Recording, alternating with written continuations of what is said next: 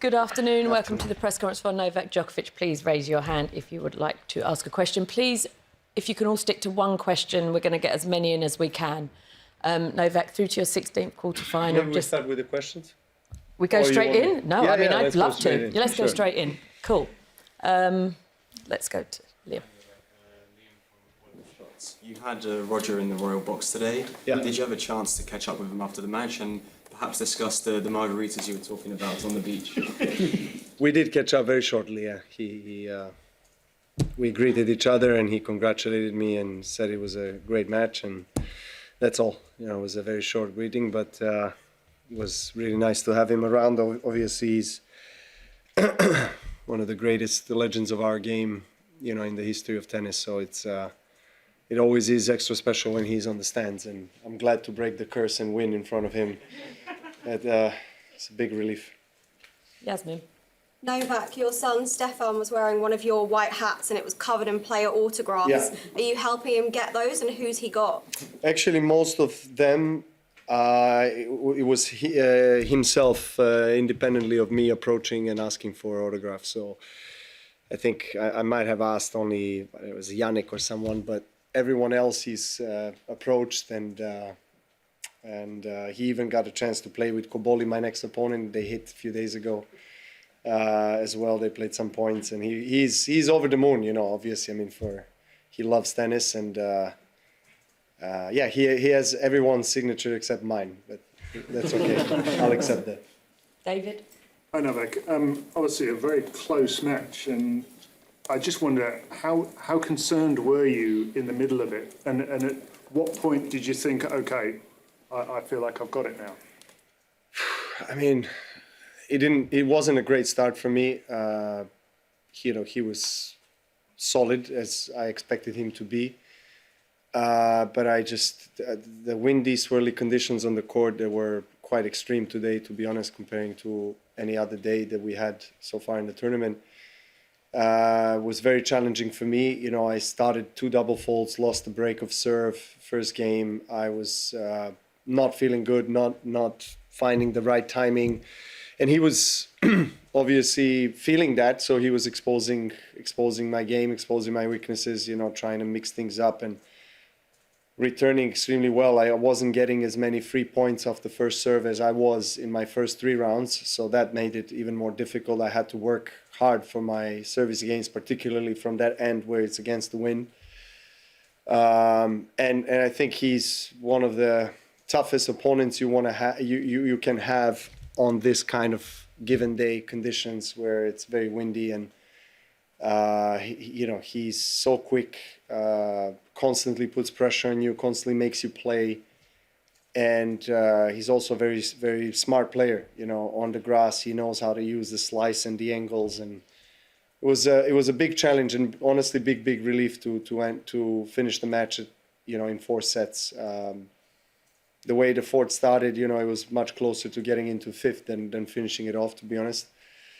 But I went into kind of full lock-in mode. I think the last 3 games I dropped only 1 point, and I finally was able to kind of do what I wanted to do and swing through the ball. But it was very challenging, honestly.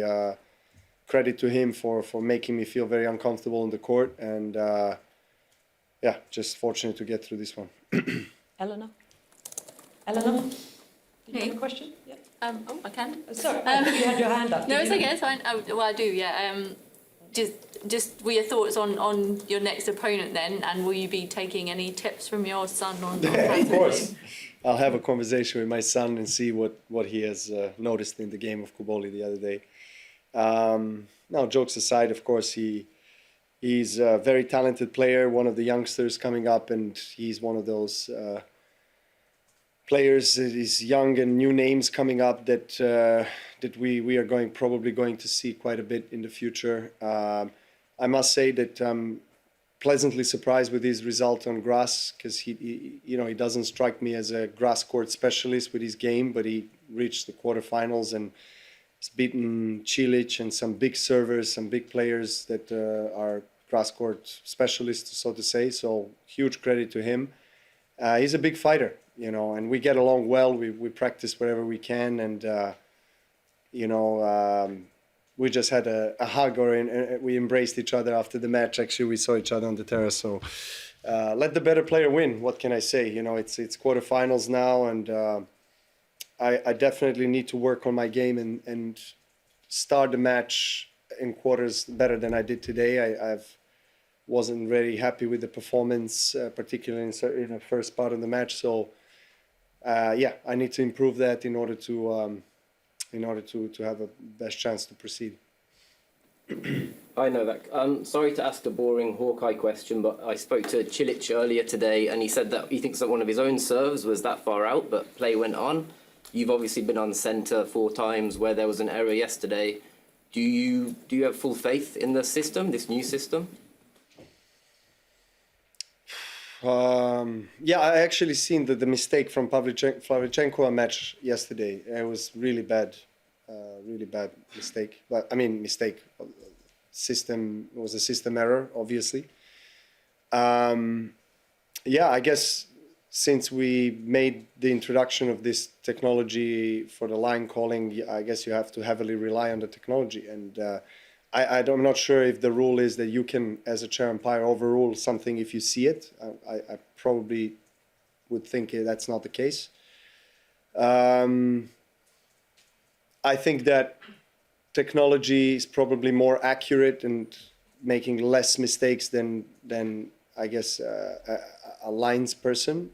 But you're going to have this kind of particular instances where you're going to have a system failure, and then it happens in an awkward time of the match, like yesterday at her match, and that's not good. But I didn't feel in my matches so far I had some really bad calls from the system, to be honest. I don't have any complaints in that regard. Okay, last English question here, Sebastian. Your former coach Goran Ivanisevic says that you are the only one capable of beating Sinner and Alcaraz in majors, and that you are the favorite to win here. Do you agree? I love Goran, and I'm happy. I'm happy he loves me back, but I don't think I'm a favorite against these guys at the moment. I think they are, both of them, but I do probably have my best chance here against them. If it comes down to me facing one of them or two of them, which I hope so. For sure that means that I would proceed to the finals all the way. Then I'll obviously look for my best game to win. I think I do have a chance. There's no doubt about it. I think my results in grass, even in the previous years, are testament to my confidence on this surface. And I've been playing some really good tennis this year. So I feel good about myself. I feel confident. I feel motivated to go all the way. So let's see what happens. Okay, thank you.